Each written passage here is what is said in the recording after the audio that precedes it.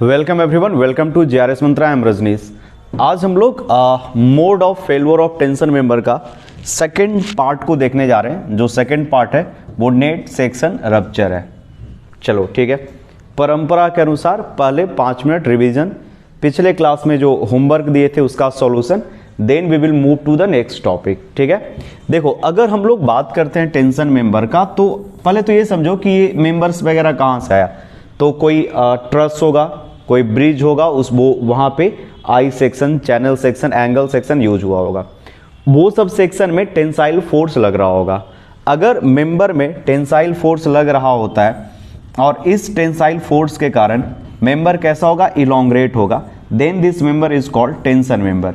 तो हम लोग पहले टेंशन मेंबर को देखेंगे, फिर कभी होगा तो मतलब बस इसी सब्जेक्ट में हम लोग कंप्रेशन मेंबर के भी बारे में पढ़ेंगे और इसके बाद बीम के भी बारे में स्टडी करना है। ठीक है। तो टेंशन मेंबर क्या होता है? एक ऐसा मेंबर जिसमें टेंसाइल नेचर का फोर्स लगता है, लेंथ इंक्रीज होता है और इसमें बकलिंग नहीं होता है। देखो बाबू, आपको लगता होगा सर ये हल्के में बोल रहे हैं, बार बार रिपीट करें।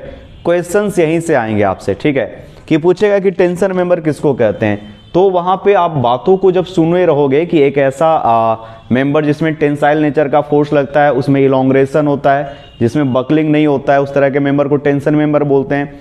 Tension member is also known as tie member. ये सुनने में बहुत आसान लग रहा है, लेकिन जब ऑब्जेक्टिव क्वेश्चन आ जाए, आपसे ना बने, तो वहां पे बहुत ज्यादा प्रॉब्लम हो जाता है। ठीक है, चलो आगे बढ़ जाते हैं कि टेंशन मेंबर तो समझ में आ गया क्या हो गया। अब यहां पे अगर हम लोग बात करते हैं कि टेंशन मेंबर ना यील्ड करता है, यील्डिंग होता है। अगर हम लोग टेंशन मेंबर में कुछ टेंसाइल फोर्स लगाए और उस टेंसाइल फोर्स के कारण, ध्यान से समझना बाबू क्या हो रहा है, टेंसाइल फोर्स के कारण उसमें एक्सेसिव इलोंग्रेशन हो गया। कितना, कैसा इलोंग्रेशन हुआ? जरूरत से ज्यादा इलोंग्रेशन हो गया। सर जरूरत से ज्यादा इलोंग्रेशन कहने का मतलब है कि उसमें नियरली 10 से 15% जो उसका ओरिजिनल लेंथ है उससे वो ज्यादा लंबा हो गया। तो वहां पे स्ट्रक्चर है वो सुटेबल नहीं माना जाता है सर्विस के लिए, यूज के लिए, और उस तरह के स्ट्रक्चर को हम लोग को रिजेक्ट कर देना चाहिए और वो सर्विसेबल नहीं होगा, वो फेल के रूप में माना जाएगा। चलो, यील्डिंग कहने का मतलब है कि एक्सेसिव इलोंग्रेशन, उसमें ब्रेक नहीं, वो ब्रेक नहीं होगा, टूटेगा नहीं। ठीक है, अभी और इलोंग्रेट होते होते एक टाइम पे वो उसमें फेलुअर होगा, वो 2 पीसेज में बढ़ जाएगा। जैसे कहने का मतलब है कि यहां पे आप इस चीज को ऑब्जर्व करो। अरे एक एक चीज को हम समझा देंगे, बस आप शांति से समझने के मुद्रा में बैठोगे। ठीक है, आप समझने की कोशिश करोगे, हम एक एक चीज को समझा देंगे। देखो, अगर हम लोग यहाँ पे बात करें तो ये ओरिजिनल लेंथ है, इसमें टेंसाइल फोर्स लगा है, इसमें लेंथ इंक्रीज हुआ है और यहाँ पे रप्चर हुआ है। रप्चर कहने का मतलब है 2 पीस में ये बट गया। ठीक है, फ्रैक्चर हो गया, रप्चर हो गया। रप्चर का मतलब टूट जाना या फ्रैक्चर का मतलब टूट जाना। ठीक है, आ रहा है समझ में? तो एक्सेसिव इलोंग्रेशन के बाद उसमें रप्चर हो जाएगा। आ रहा है इतना समझ में? चलो आगे बढ़ जाते हैं। ठीक है, थोड़ा सा जो पिछले क्लास में होमवर्क दिए थे उसके बारे में भी डिस्कशन करेंगे और ये भी बोले थे कि मेंबर जो है वो टूटने से पहले उसमें उसका जो डिजाइन स्ट्रेंथ होगा, यानी अगर हम चाहें कि मेंबर में कितना लोड डेवलप हो सके तो उसमें जो लोड डेवलप होगा उसके लिए ये फॉर्मूला हम लोग यूज किए थे। ठीक है, एफआई क्या है? Yield stress. ठीक है, by ELD, yield stress, yield stress. इसमें हम लोग क्या करेंगे, यील्ड स्ट्रेस को थोड़ा कम मान लेंगे। तो यहाँ पे पार्शियल सेफ्टी फैक्टर और यील्डिंग के लिए पार्शियल सेफ्टी फैक्टर 1.1 होता है और यहाँ पे ग्रॉस एरिया से मल्टीप्लाई करेंगे तो जो भी वैल्यू आएगा वो लोड का वैल्यू आएगा। वो क्या आएगा? लोड का वैल्यू आएगा। तो मेंबर में कभी भी इससे ज्यादा लोड अप्लाई नहीं करना, इस बात का हम लोग ध्यान रखेंगे। ठीक है, कि yield stress divided by partial safety factor multiply कर देंगे ग्रॉस एरिया से। क्लियर है इतना चीज? चलो यहां तक आपको समझ में आ रहा होगा। तो Fi है वो यील्ड स्ट्रेस ऑफ मटेरियल था, Ag था क्रॉस सेक्शन ऑफ मटेरियल है और गामा नॉट है वो partial safety factor for material in case of yielding, और यील्डिंग के केस में 1.1 लेते हैं। चलो यहां तक समझ में आ गया। अब इसी पे बेस्ड एक न्यूमेरिकल था छोटा सा, उस न्यूमेरिकल को पहले हम लोग देख लेते हैं, then we will move to the next topic, rupture वाला। रप्चर वाले टॉपिक पे हम लोग जाएंगे। What is the design strength, यानी इस बीम का मजबूती कितना होगा, यानी इस बीम पे आप कितना लोड मैक्सिमम लगा पाओगे, ये आपको निकालना है, of tension member in yielding as shown in figure. तो जब यील्डिंग होगा तो इसका स्ट्रेस है वो कितना है बच्चा? इसका जो स्ट्रेस है इसमें Fy का वैल्यू है वो 250 है। तो अगर हम लोग लोड की बात करें TDG क्या था, TDG, ठीक है, T for tension, D for design, G for gross area के लिए यहाँ पे बात किया जा रहा है। TDG यानी लोड का जो वैल्यू था ये था Fy डिवाइडेड बाई 1.1। तो क्या हो गया, जितना स्ट्रेस आना चाहिए लोड के कारण उसमें कम स्ट्रेस आएगा, ठीक है, और यहाँ पे ग्रॉस एरिया Ag से मल्टीप्लाई कर देंगे। तो ये प्लेट मैक्सिमम कितना लोड लेने के लिए सक्षम होगा, तो 250 डिवाइडेड बाई 1.1 गुने ग्रॉस एरिया कितना है, तो सर यही तो ग्रॉस एरिया है, इसी एरिया पे लोड लग रहा है, तो हो जाएगा 600। कितना हो गया, 600। अब यहाँ पे आप कैलकुलेटर की मदद से देख लो कितना वैल्यू आ रहा है, व्हाट इज द वैल्यू।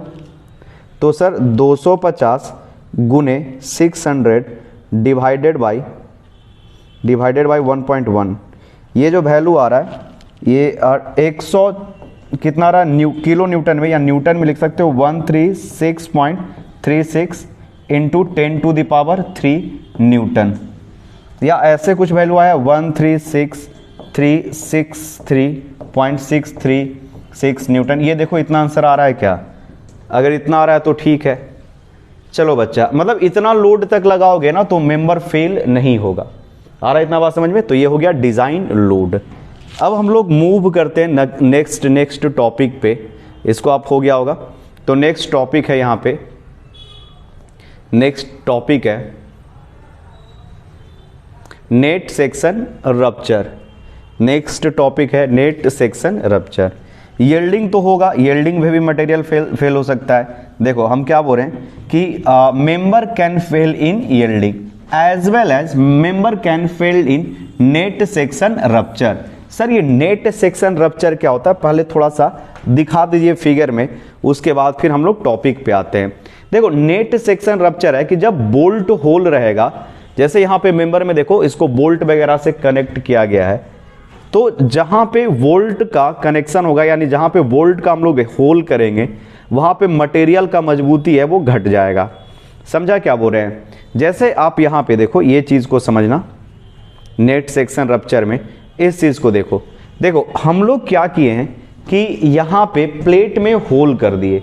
जैसे आप होल किए हैं तो वहां पे मटेरियल का क्वांटिटी या मटेरियल है वो लेस हो गया, यानी यहां पे मटेरियल है वो कम है, यहां पे मटेरियल है वो कम है ना, मटेरियल कम। अगर इस पे हम लोड अप्लाई कर देते हैं, if we apply some load here, और इसको बोल सकते हो जब इसमें हम लोग टेंशन फोर्स लगाएंगे तो ये क्या हो जाएगा, कुछ जहां पे कमजोर सेक्शन है, जहां पे एरिया कमजोर है, तो ये वाला देखो एरिया, ये वाला एरिया रजिस्ट कर रहा था, लेकिन लोड हम लोग क्या कर दिए कि रेजिस्टेंस से ज्यादा, रप्चर कैपेसिटी से ज्यादा अगर लोड लगा देंगे तो it is going to be fail. और फेल कहां से होगा, तो सर जहां पे एरिया कमजोर होगा वहां से। अगर हम लोग इस एरिया को कंपेयर करें यहां पे एरिया में, तो होल हो जाने के कारण ये जो एरिया है वही पार्टिसिपेट करेगा। अरे नहीं समझा ये चीज। अगर हम लोग दो एरिया को कंपेयर करते हैं, ध्यान से समझना बच्चा, एक एरिया ये वाला जिसको हम बोल रहे हैं 1-1, इस एरिया को क्या बोल रहे हैं 1, और इस 1-1 बोल रहे हैं कि 1-1 से एक एरिया मिल रहा है, ठीक है। और दूसरा जो एरिया है उसको हम बोल रहे हैं 2-2। यहाँ पे ये वाला जो है पूरा, ये बीच वाला होल वाला तो वो चला गया है, जब आप खींचोगे तो यही चीज सेपरेट होना चाहेगा, उधर जाना चाहेगा, ये इधर आना चाहेगा। तो एक एरिया जो है यहाँ पे मिला है, और ये जो एरिया है यहाँ पे जो एरिया मिला है वो कम है। विच एरिया इज लेसर, तो सर 2-2 का जो एरिया है ना वो कम है, यानी यहां से आप लिख सकते हो कि A2 लेस है A1 से।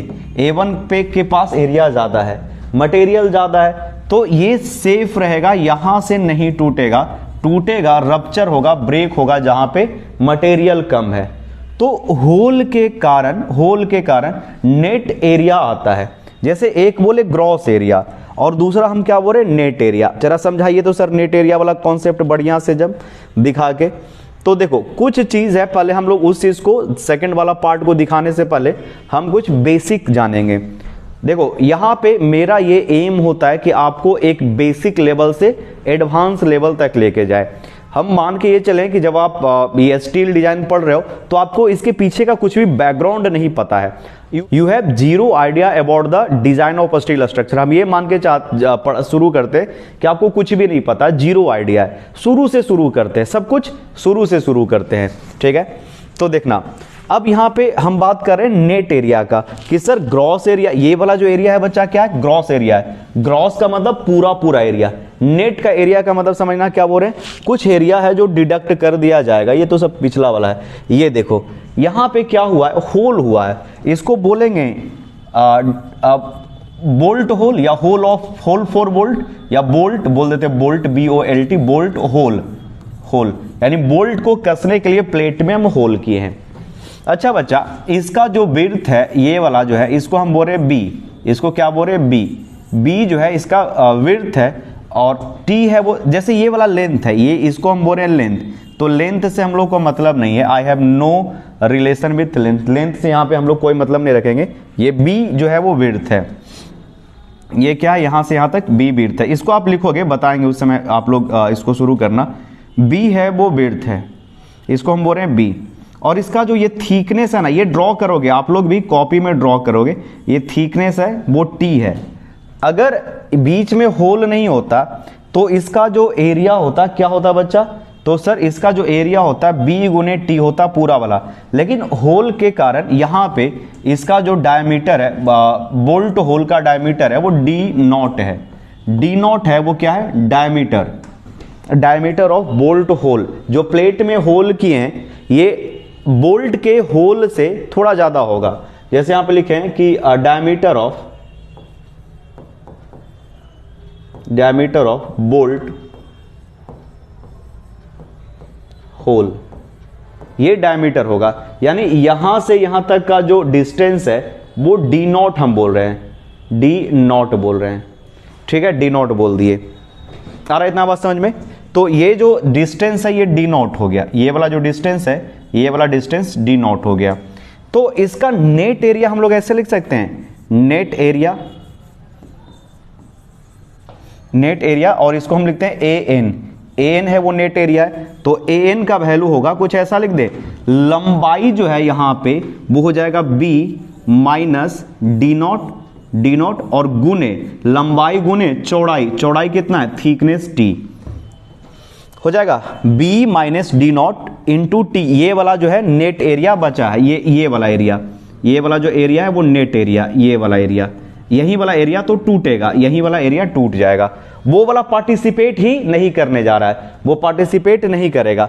देखो प्रैक्टिकली आप यहां पे देखो, जो पार्टिसिपेट करेगा वो कौन सा एरिया पार्टिसिपेट करेगा, तो सर ये वाला जो एरिया है ना, this area is going to be participate, ये वाला जो एरिया है वो पार्टिसिपेट करेगा डायरेक्टली, यही वाला पार्ट है वो इलोंग्रेट होगा, और इलोंग्रेट होकर अल्टीमेटली टूट जाएगा, बस उतना ही पार्ट पार्टिसिपेट करेगा। होल वाला है वो कुछ खींच कर देखो ना, जस्ट ट्राई टू इमेजिन कि हम इसको खींच रहे हैं, टेंशन फोर्स लगा रहे हैं, तो ये जो एरिया है ना यही वाला इलोंग्रेट होगा, इसी में लेंथ इंक्रीज होगा और एक टाइम पे जाकर रप्चर हो जाएगा। आ रहा है समझ में। तो ग्रॉस एरिया में रप्चर होता है और नेट एरिया जो है वो टूट जाता है, ब्रेक कर जाता है। तो यहां से भी अगर स्ट्रक्चर टूटा तो इसको हम लोग एक फेलुअर का तरीका मानेंगे, मोड ऑफ फेलुअर मानेंगे। तो सर बोल्ट तो देना पड़ेगा, जब आप कनेक्शन लगाओगे तो बोल्ट तो आएगा, और बोल्ट जब रहेगा, कनेक्शन हम लोग लैप कनेक्शन दें या फिर आप बट ज्वाइंट दो या लैप ज्वाइंट दो, आपको तो बोल्ट देना पड़ेगा। जैसे यहां पे देखना, हम जितना भी मेंबर में कनेक्शन दिए सब जगह बोल्ट वगैरह तो है ही, ये इस पे भी आएंगे, जैसे यहां पे डिस्कशन कर रहे हैं, these member are connected with some bolt, यहां पे बोल्ट से कनेक्शन है, नट बोल्ट से कनेक्टेड है। तो ये सब जो चीजें है ना आपको क्या होगा, ऑब्जर्व करना पड़ेगा नेट सेक्शन रप्चर में।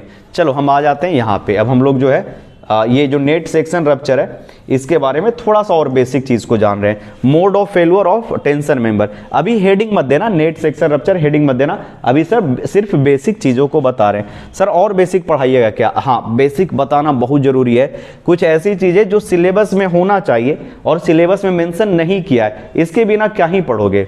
देखो अब यहां पे क्वेश्चन एराइज होता है कि सर जो नट बोल्ट होगा, ये देखो यहां पे ये क्या बोल रहे हैं, बोल्ट होल, ये बोल्ट होल होगा slightly greater than the bolt diameter होगा। ध्यान से समझना हम क्या बोल रहे हैं, बोल्ट होल विल बी, यहां पे लिख रहे हैं बोल्ट होल, ये सब भी आपको लिखना है, छोड़ेगा नहीं, hole will be greater than, greater GREATER greater than the shank SHAN की सैंक डायमीटर ऑफ बोल्ट। ठीक है, देखो ये जो बोल्ट का सैंक का डायमीटर ये D है और यहां पे बोल्ट होल का डायमीटर D0 है, तो आपको क्या करना पड़ेगा, अरे यही बोल्ट तो यहां पे होल में जाके इंसर्ट करेंगे, इसको प्लेस करेंगे, यहां पे डालेंगे, तो जब ये बोल्ट को इसमें डालेंगे, होल में डालेंगे, तो इसका होल का डायमीटर बोल्ट के डायमीटर से ज्यादा होना चाहिए। यानी कहने का मतलब है कि D0 का वैल्यू, यानी इसका डायमीटर का वैल्यू ग्रेटर देन D होना चाहिए। अब यहां पे क्वेश्चन एराइज होता है कितना ज्यादा होना चाहिए, है ना, क्वेश्चन तो ये एराइज करोगे ही कि कितना ज्यादा होना चाहिए। अच्छा, सबसे पहले ऐसा करो बच्चा कि पॉज करके नोट करो, सब इसको पहले पॉज करके नोट करो। तो इस चीज को नेट एरिया वाला कॉन्सेप्ट लिख लिया था ना, ये नेट एरिया वाला भी कॉन्सेप्ट आपको लिखना था, ये भी चीज आपको लिखना था। पहले आप इस चीज को लिखो, नेट एरिया वाला कॉन्सेप्ट को पहले लिखो। जब आप नेट एरिया के कॉन्सेप्ट को लिख लिए हो, अच्छे से आप ड्रॉ कर लिए, लिख लिए, इसको बना लिए, then you have to write it. और यहां पे आप एक चीज लिखोगे, bolt hole will be greater than the shank diameter of bolt.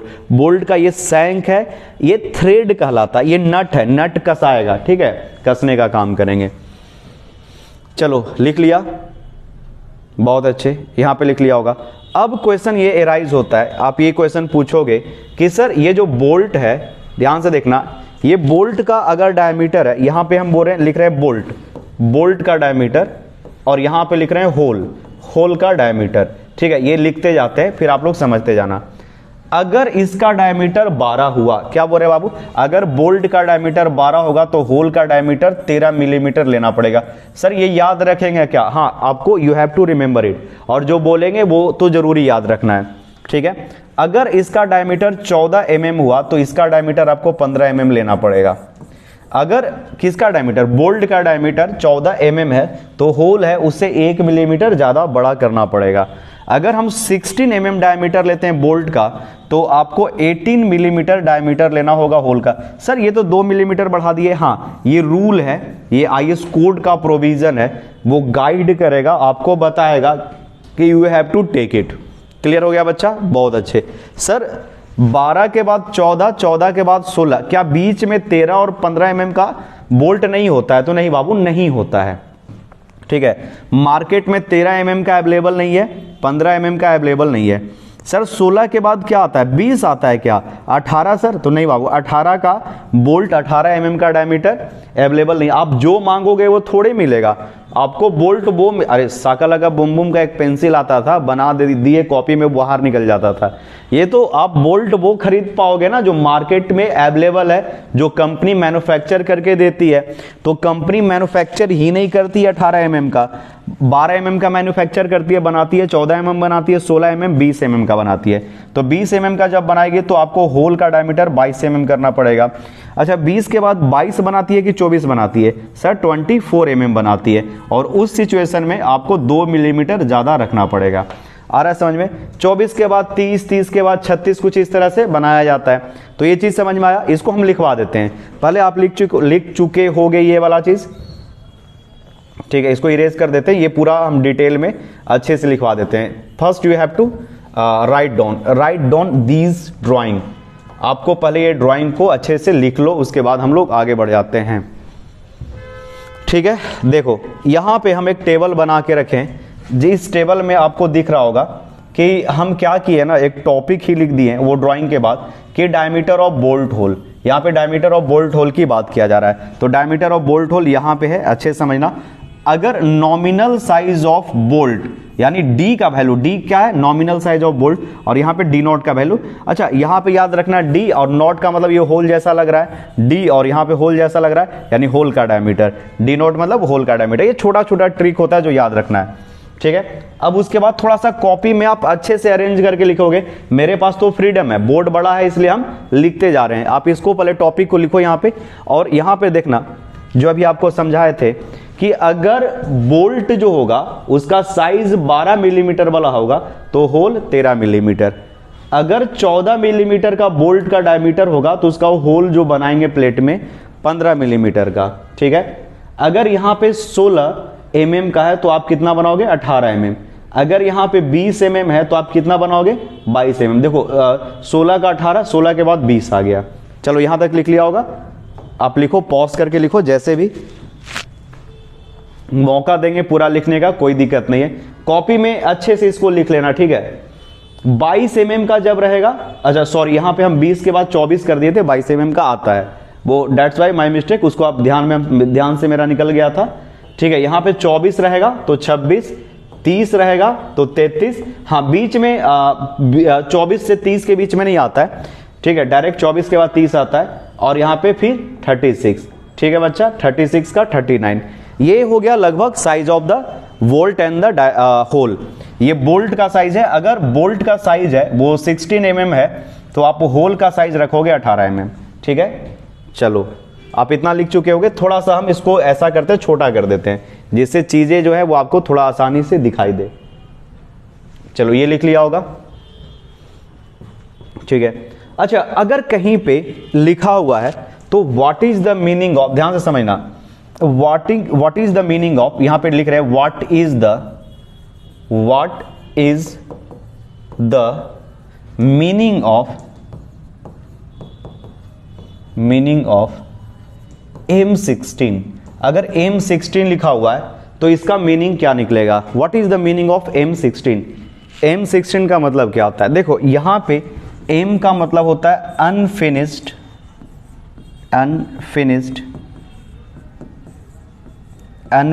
Black bolt, जो जनरली हम लोग यूज भी करते हैं अपने स्ट्रक्चरल में यूज करते हैं इसी का, अनफिनिश्ड ब्लैक बोल्ट का। और ये 16 है, ये कॉमन सेंस से आप लोग समझ रहे होंगे कि ये 16 लिखा हुआ है, ये किस चीज को बता रहा है? डायामीटर ऑफ या बोल सकते हो नॉमिनल डायमीटर ऑफ। बोलोगे सर ये डायमीटर ऑफ और नॉमिनल डायमीटर का मतलब क्या रीजन है? तो नॉमिनल डायमीटर यहां पे कहने का मतलब है सैंक का डायमीटर, ठीक है। यहां पे जो सैंक है ना, ये जो सैंक का डायमीटर है, यहां पे इसके लिए जो वर्ड यूज किया गया ये नॉमिनल वर्ड यूज किया गया। अदरवाइज यहां पे जो थ्रेड बना हुआ है, जो वहां पे कसने के लिए बना होता है, इसका डायमीटर बदलेगा, ठीक है, बदल जाएगा। तो यहां पे नॉमिनल डायमीटर ऑफ बोल्ट की हम लोग बात कर रहे हैं, बोल्ट। तो ये 16 है, वो किसको रिप्रेजेंट कर रहा है? डी को रिप्रेजेंट कर रहा है, यानी नॉमिनल डायमीटर ऑफ बोल्ट को रिप्रेजेंट करता है। तो एम क्या हो गया? एक ब्लैक बोल्ट होता है। We have different type of bolts. Bolts के बारे में हम लोग को सिलेबस में नहीं है तो यहाँ पे स्किप कर रहे हैं, ठीक है। ज़्यादा आप लोड नहीं लोगे टाइप ऑफ बोल्ट के बारे में। तो यहाँ पे अनफिनिश्ड ब्लैक बोल्ट हो गया एम का मतलब, और 16 जो है वो नॉमिनल डायमीटर को रिप्रेजेंट कर रहा है। चलो बच्चा देखो यहाँ पे अगर हम लोग बात करते हैं कि अगर इसका एरिया बोले तो एरिया इसका कितना होगा? सर इसका जो एरिया होगा ना, ये एरिया होगा π/4 गुने डी का स्क्वायर, यही ना इसका एरिया होगा। अगर हम सैंक का एरिया करें तो π/4 डी स्क्वायर या πr स्क्वायर होगा। यहाँ पे r के जगह पे आप d/2 रखोगे तो π/4 डी स्क्वायर आएगा इसका एरिया, ठीक है। सर अगर हम लोग यहाँ पे एरिया की बात करें, what will be the area of that portion? यहाँ पे तो डायमीटर ये नहीं रहेगा, तो IS कोड सजेस्ट करता है कि वहां पे जो एरिया होगा उस एरिया को बोला जाता है net shear area of the bolt. Net shear area of the bolt होता है वो 0.78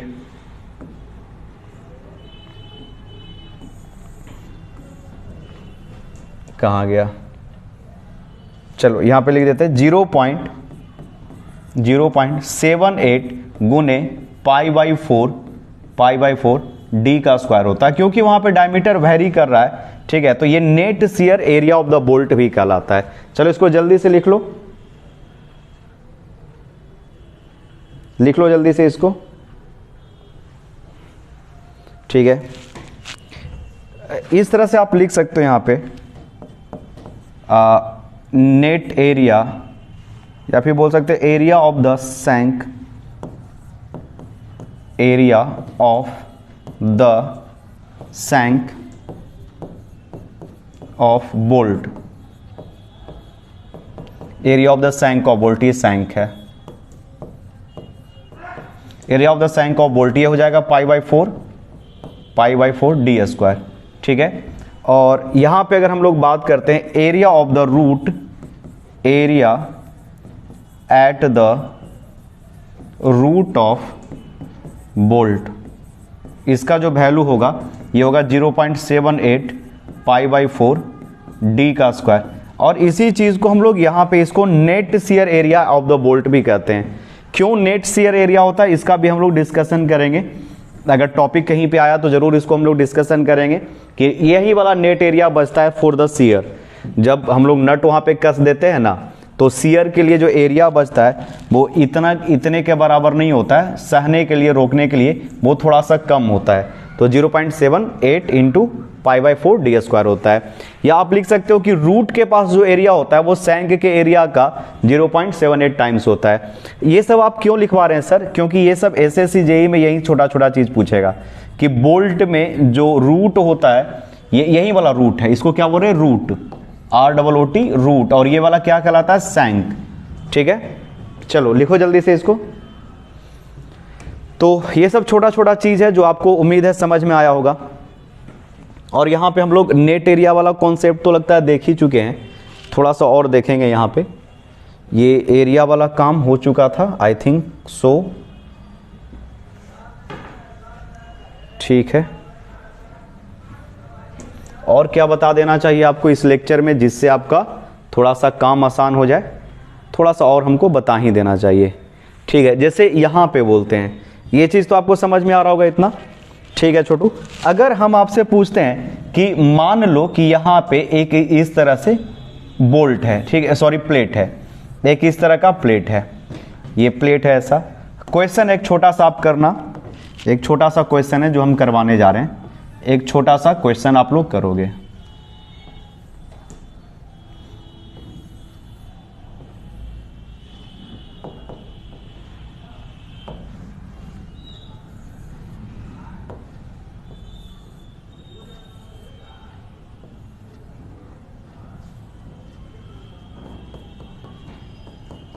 ठीक है, मतलब एक प्लेट है और प्लेट में दो होल कर दिए हैं। अगर इसका विड्थ है, वो विड्थ है, ध्यान से देखना, इसका जो विड्थ है बी का वैल्यू है वो 100 मिलीमीटर है, 100 मिलीमीटर है। और यहाँ पे सर जो थिकनेस है ना, थिकनेस है वो 10 मिलीमीटर है, 10 मिलीमीटर है, थिकनेस है वो 10 मिलीमीटर है, ठीक है। Can you tell me the gross area? AG है वो ग्रॉस एरिया है, GROSS ग्रॉस एरिया।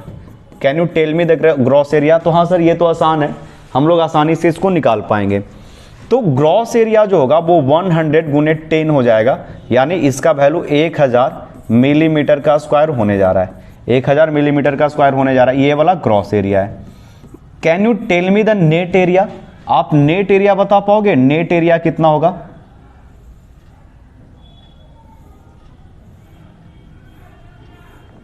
यही वाला नेट एरिया होने जा रहा है, आप इस बात को समझ पा रहे हो?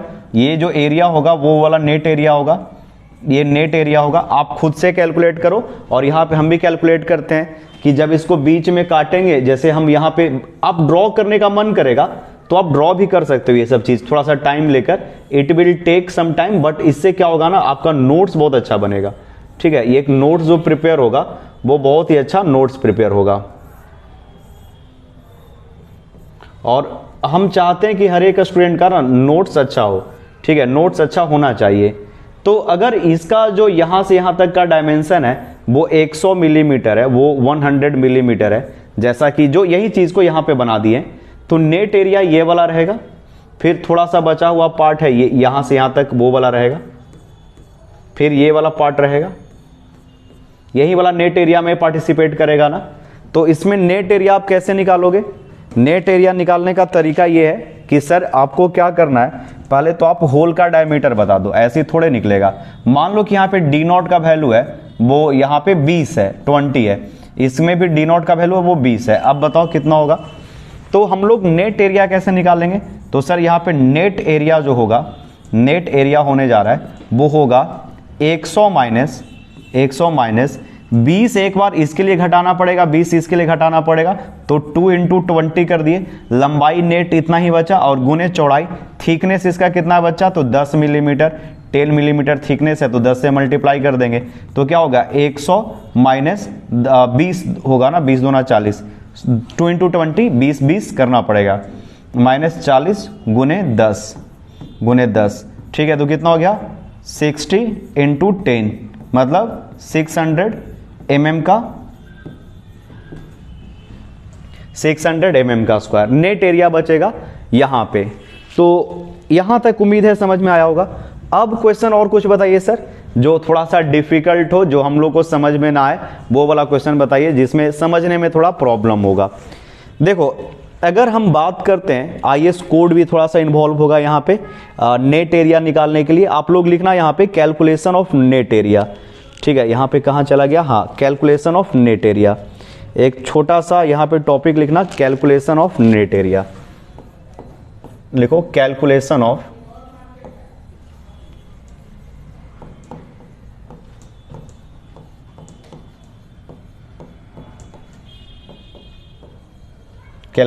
नेट एरिया, ठीक है, छोटा सा एक टॉपिक है, लिखो जल्दी से इसको। देखो मान लो कि एक प्लेट है, उसको जोड़ा गया है, एक प्लेट को लैप जॉइंट के थ्रू जोड़ा गया, यहां पे ऐसे एक प्लेट है,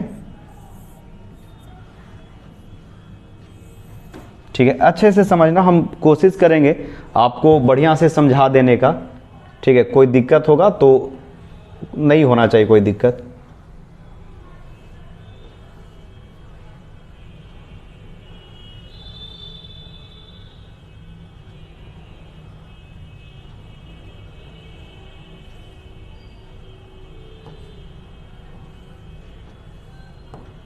कुछ ऐसा प्लेट है जो जुड़ा हुआ है, दिख रहा होगा, नहीं दिख रहा है, ये कुछ प्लेट है, ठीक है, तो इसमें 2 प्लेट है, अगर ये नहीं रहता तो और अच्छा रहता, बस हम दिखाना चाह रहे, बाद में कुछ इरेज कर देंगे।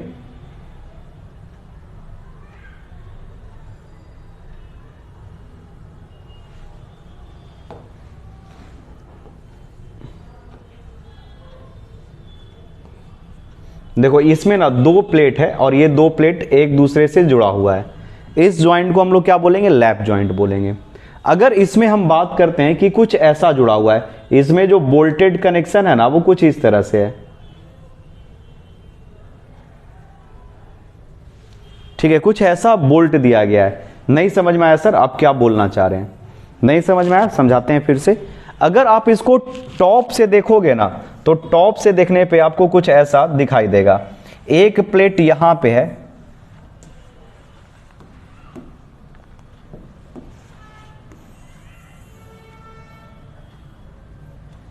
एक प्लेट यहां पे है,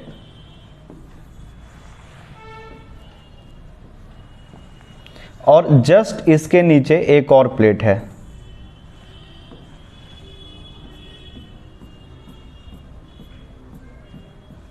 एक प्लेट रहा, ऊपर वाला प्लेट है और उसके नीचे एक और प्लेट है। ड्रॉ ही कर देते हैं, अच्छा रहेगा, थोड़ा सा टाइम लगेगा बट आपको समझने में काफी सुविधा हो जाएगा।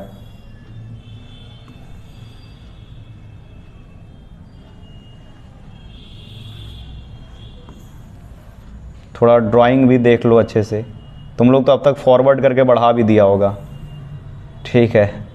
जैसे ये 2 प्लेट है, प्लेट 1 और प्लेट 2 एक दूसरे से जुड़ा हुआ है, ये जो नीचे है ना वो हिडन वाला पार्ट है, यहां पे एक होगा ना ऐसे डॉटेड, ये हिडन वाला जो लाइन है उसको दिखा रहा है। इसमें हम कुछ इस तरह से कनेक्शन दिए हैं कि एक बोल्ट यहां पे है, दूसरा बोल्ट यहां पे, तीसरा बोल्ट यहां पे है, फिर एक बोल्ट यहां पे होल किया गया, बोल्ट होल है, सब बोल्ट होल का डायमीटर सेम है, ठीक है, डायमीटर सेम है, ठीक है। आ रहा बाबू यहां समझ में। अगर मान लो कि यहां पे हम लोग एक लोड लगाए और यहां पे लोड लगाए, तो बीकर सेक्शन ना टूटेगा। अगर हम यहां पे अच्छे से समझना क्या बोल रहे हैं, हम इसको कॉपी करना चाहेंगे, ठीक है, हम बार बार इसका यूज करेंगे, तो हम इसको ऐसा करते हैं कि इसको कॉपी कर लेते हैं, और I am going to use many time, ठीक है। तो इसको साइड में कर लेते हैं, बार बार जब यूज होना है तो इसको साइड में कर लेते हैं कहीं पे, फिर हम इसको दोबारा लाएंगे। देखो केस 1 बोल रहे हैं कैलकुलेशन ऑफ नेट एरिया, हम लोग नेट एरिया का कैलकुलेशन कर रहे हैं। मान लो कि तुम यहां से लगाया और टीयर जो है प्लेट यहां से टूट गया, ये जो प्लेट है यहां से टूटा, यहां से टूट गया, ठीक है। हम इसको बोल रहे हैं 1 और 1, इस सेक्शन से प्लेट है वो टूट जाता है due to application of load P and P और P लोड लगाए तो यहां से टूट गया, ठीक है। 2 टीयर अप हो गया, 2 में यहां से बट गया। तो बता पाओगे कि एरिया क्या होगा? देखो बच्चा, अगर यहां से यहां तक का लेंथ है वो दिया हुआ है 160, मान लो कि ये 160 है, वो डायमेंशन दे रखा है, ठीक है। अच्छा याद है गेज होता है, पिच होता है, तो ये जो डायमेंशन है ना ये गेज है, ये क्या कहला रहा है? गेज कहला रहा है। ये गेज होता है, ये गेज होता है, ठीक है। और ये जो डिस्टेंस है ना इसको हम लोग पिच बोलते हैं, इसको क्या बोलते हैं? पिच बोलते हैं। और ये जो डिस्टेंस है इसको क्या बोला जाता है? पिच कहा जाता है, ठीक है, पिच कहा जाता है। चलो इसको आप ड्रॉ करो तो पहले, गेज और पिच होता है, ठीक है, गेज और पिच होता है। मान लो कि यहां पे गेज है वो 25 दिया हुआ है, गेज है वो 25 दिया हुआ है, गेज है वो 25 दिया हुआ है, ठीक है। इस तरह से कुछ डायमेंशन वगैरह, मतलब हम ये कहना चाह रहे हैं ना यहाँ पे अल्टीमेटली कि सेक्शन जो है, यहाँ पे अच्छे से समझना, सेक्शन है वो कुछ भी गेज है तो जी ही से लिख देते हैं, क्या दिक्कत है? बस आपको हम समझाने के लिए तो बता रहे हैं। मान लो ये वाला जो डिस्टेंस है इसको हम गेज बोल रहे हैं और ये जी है, ये चीज याद रखना पड़ेगा आपको, ये सब ऑलरेडी हम पहले भी बता चुके हैं, ये गेज होगा। और पिच क्या है? तो इसके और इसके बीच का जो डिस्टेंस है ना इसको हम पिच बोल रहे हैं। यहां से और यहां से जो डिस्टेंस है ना इसको पिच बोल रहे हैं।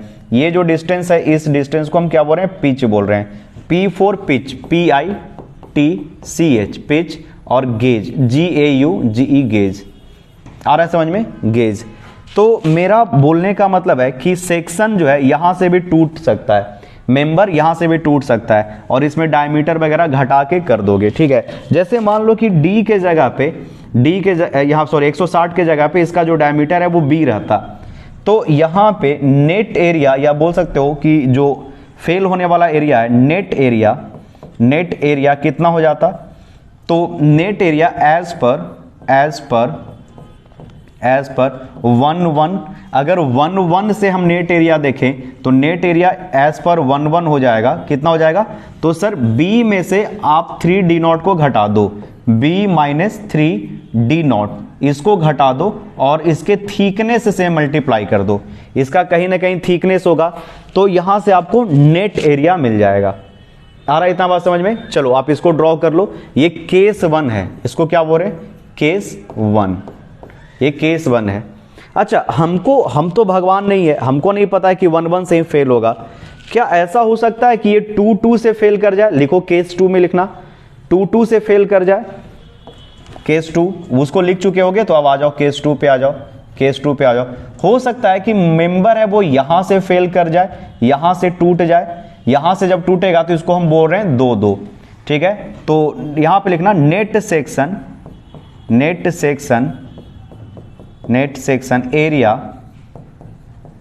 एट 2 अगर हम लोग 2 से देखें AN, तो 2 और 2 के पास जो होगा, अगर इसका, अच्छा एक चीज हम क्या किए हैं कि सर आप एक गलती कर दिए कि कॉपी नहीं किए, क्योंकि एक और कंडीशन भी तो बताना है हमको ना, तो हाँ सर इसका कॉपी करके रख लीजिए साइड में, क्योंकि केस 3 भी तो चलेगा ही। चलो गंदा नहीं होगा वैसे। तो AN का वैल्यू है वो क्या हो जाएगा यहाँ पे? सर अगर इसका डायमीटर इसका जो विड्थ आप B माने हो, तो इसमें D0 जो है वो 2 ही बार घटाना पड़ेगा, तो B माइनस ध्यान से सुनना क्या बोल रहे हैं, B माइनस 2D0 2 बार डायमीटर घटा दो और इसके थिकनेस से मल्टीप्लाई कर दो। अरे थिकनेस होगा ना, मान लो ये प्लेट है तो थिकनेस तो होने ही जा रहा है, यहाँ पे तो थिकनेस रहेगा ही। प्लेट है, एक प्लेट ऐसा है, ठीक है, कुछ ऐसा, दूसरा प्लेट इसके ऊपर है, मतलब जो भी है एज यू कंसीडर्ड, जैसे भी इसको आप कंसीडर करो, 2 प्लेट है तो उसका थिकनेस तो होगा ही बाबू, थिकनेस से मल्टीप्लाई करोगे तब ना सेक्शन एरिया निकलेगा, यहाँ पे वाला टूटने वाला एरिया कुछ इस तरह से, ठीक है। तो चलो यहां तक आप लिख चुके होगे, ये सब हटा देते हैं। आसान है, चीजों को समझने की कोशिश करोगे तो बिल्कुल समझ में आएगा ही आएगा। चलो ठीक है, तो नेट सेक्शन एरिया 2 पे कुछ ऐसा निकला। आ गया इतना बात समझ में। तीसरा केस देखो, तीसरा केस जो आपको हम समझाने की कोशिश कर रहे हैं, सबसे इंपॉर्टेंट यही है, सबसे इंपॉर्टेंट यही है। देखो क्या बोलता है आईएस कोड, केस 3 लिखना, केस 3 लिखना। इसको थोड़ा हम इरेज कर देते हैं, इसको थोड़ा इरेज कर देते हैं। इरेजर कहाँ गया?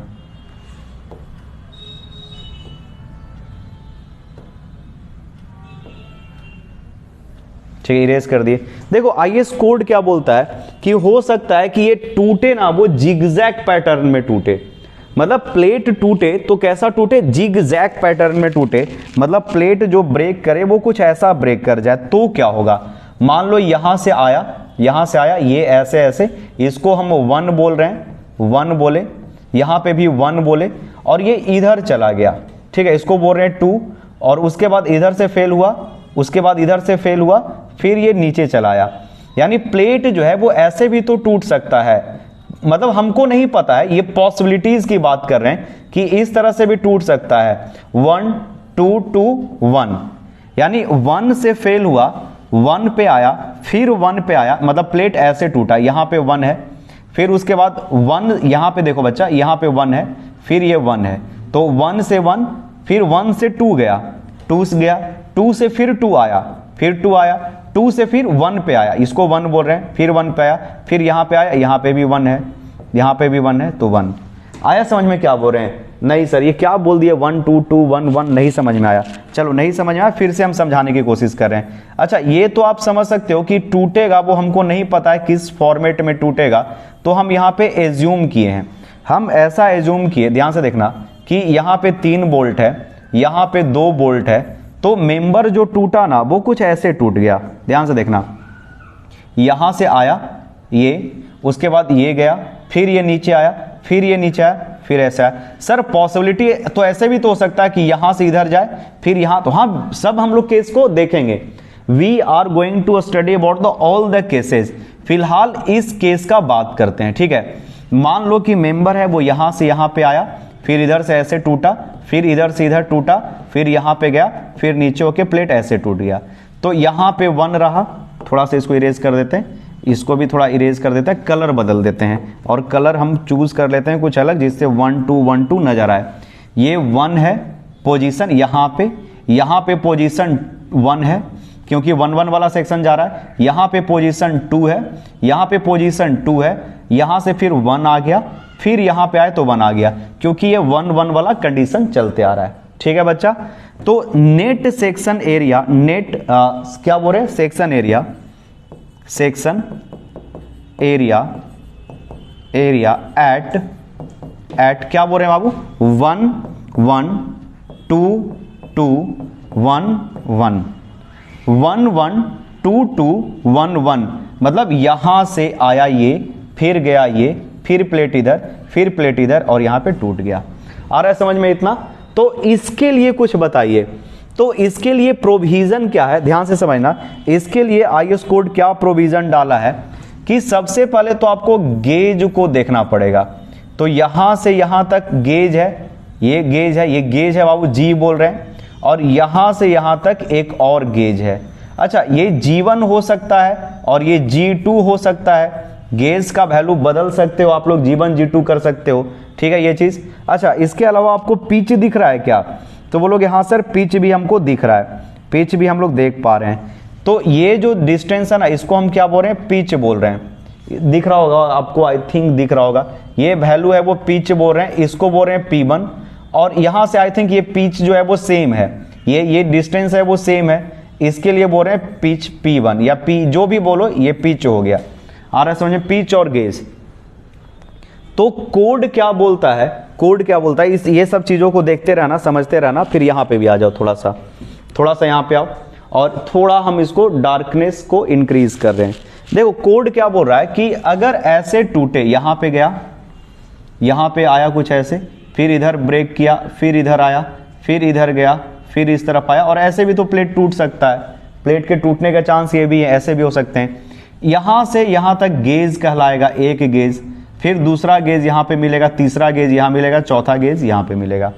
इसके लिए क्या बोला कि पहले देखो आपको तो प्लेट का विड्थ पता होना चाहिए, ये तो जरूरी है, ये प्लेट का विड्थ पता होना चाहिए, प्लेट का थिकनेस पता होना चाहिए, ये सब तो पता होना ही चाहिए। इसके लिए आईएस कोड एक फॉर्मूला सजेस्ट किया है। देखो अब हम क्या कर रहे हैं कि आईएस कोड के अकॉर्डिंग एक फॉर्मूला लिखवाने जा रहे हैं। उम्मीद है कि ये लेक्चर बहुत लंबा हो रहा है, ज़्यादा और नहीं खींचेंगे, हटा देंगे।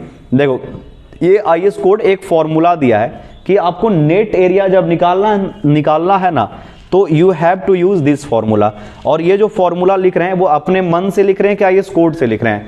तो बोलोगे सर ये आईएस कोड से लिख रहे हैं। पेज नंबर आपको 30 या 31 में मिल जाएगा, हम चेक करके अभी जस्ट बता देते हैं। पेज नंबर आपको 33 में मिलेगा, 32 33 में जाओगे, then you can find this formula. Net area निकालने का ये फॉर्मूला है, B minus N D nought और प्लस 4p का स्क्वायर प्लस p का स्क्वायर बाई 4GIT। ठीक है, ये फॉर्मूला नहीं समझ में आया सर, फॉर्मूले नहीं कुछ समझ में आया, तो इस फॉर्मूला को हम लिख देते हैं और आपको समझाते भी चलते हैं। देखो यहां पे तो आप लिखे होगे, यहां पे तो सब आप किया ही होगा, ये इतना लिख चुका होगा। अब देखो यहां पे हम फॉर्मूला लिख रहे हैं। देखो छोटू, इन केस इसको थोड़ा सा हम इरेज कर देते हैं, यहीं पे आपको हम अच्छे से समझा देते हैं। समझना ज़्यादा जरूरी है नेट सेक्शन एरिया निकालने के लिए, ये चीज़ को समझना ज़्यादा जरूरी है।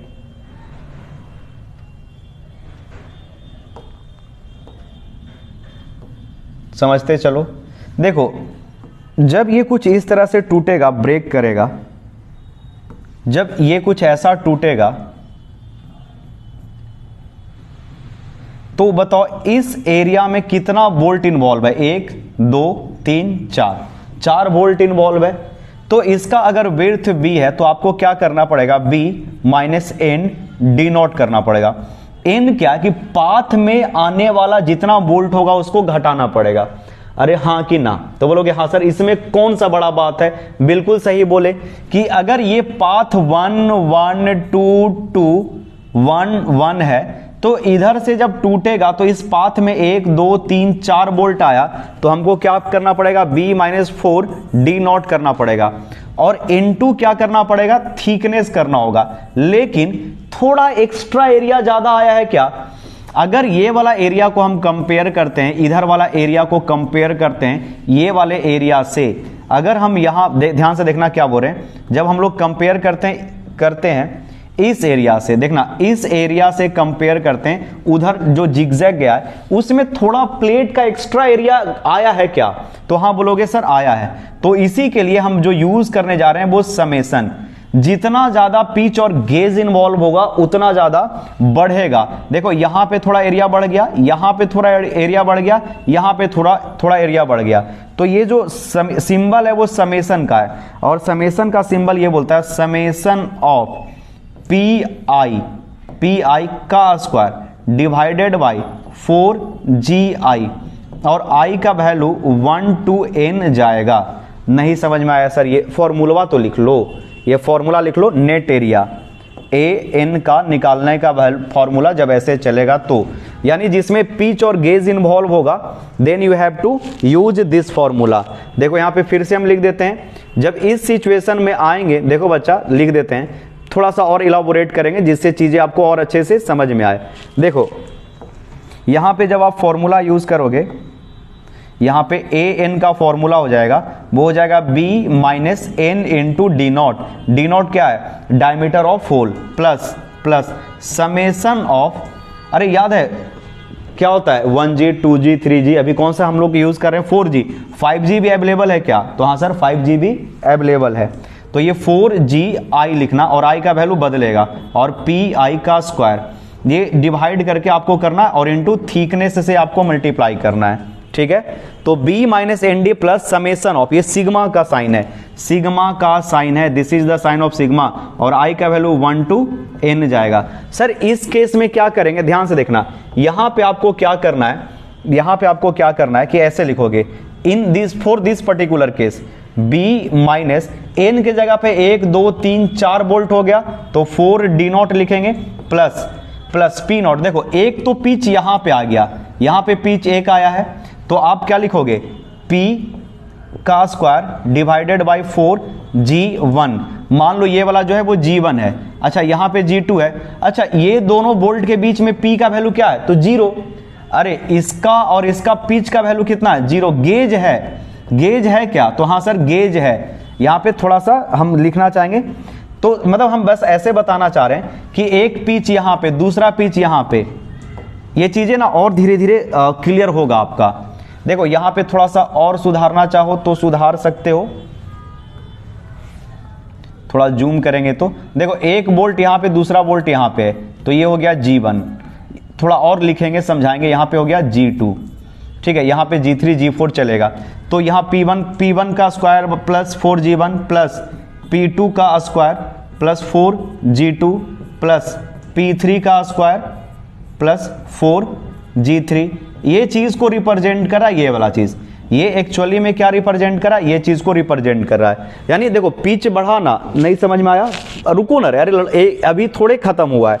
हम बोले कि ये वाला टॉपिक खत्म हो गया है, हम ऐसा तो नहीं बोले कि ये वाला टॉपिक खत्म हो गया, अब ये चीज को हम बताएंगे नहीं, तो इस चीज को अभी इरेज कर दे रहे हैं। हम मान के चले हैं कि आप लोग का लोड ज्यादा हो गया, तो आज का लेक्चर यहीं पे छोड़ते हैं, यही सोचते हुए कि ये फॉर्मूला आप याद रखोगे। ये फॉर्मूला कहां से है, आईएस कोड से है, IS code IS page number 33 से।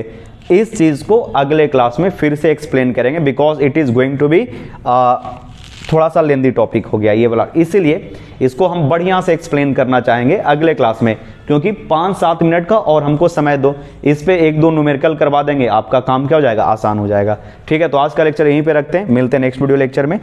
Thank you everyone.